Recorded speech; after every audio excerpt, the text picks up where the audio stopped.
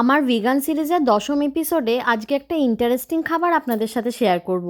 তো এখানে আমার প্রধান উপকরণ হচ্ছে মাশরুম। মাশরুম আমার নিত্যদিনের খাবার তালিকার মধ্যে খুব একটা পড়ে না, তাই এই রান্নাটা করেছি খুব ভয় ভয়। তবে বেশ এক্সাইটেড আছি আপনাদের সাথে এই রান্নাটা শেয়ার করব বলে। মাশরুমটা আমি ময়দা আর কর্নফ্লাওয়ারে খুব ভালো করে কোট করে নিয়েছি, আর তেলে ভাজলে যাতে এটা ক্রিস্পি হয়।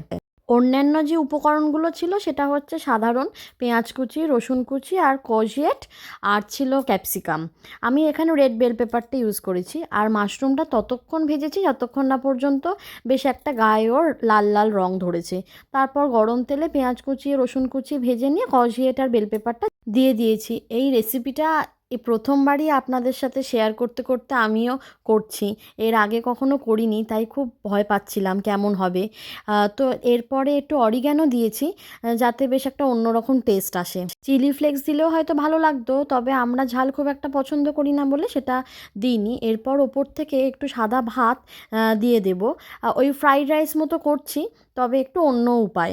নিজের এই এক্সপেরিমেন্টাল রান্নার রূপে এবং গন্ধে এতটাই আমি আপ্লুত আর মুগ্ধ যে নিজের ক্রিয়েটিভিটি চরম লেভেলে পৌঁছে আমি ঠিক করলাম যে আজ খাবারটা সার্ভ করব রেড ক্যাবেজের পাতার মধ্যে। তারপর ওপর থেকে একটু ধনেপাতা আর একটা ছোট্ট রোজমেরির পাতা গার্নিশের জন্য ব্যবহার করেছি। একটা ভালো রান্না করার জন্য সবসময় সুদক্ষ হাতের প্রয়োজন হতে হয় না।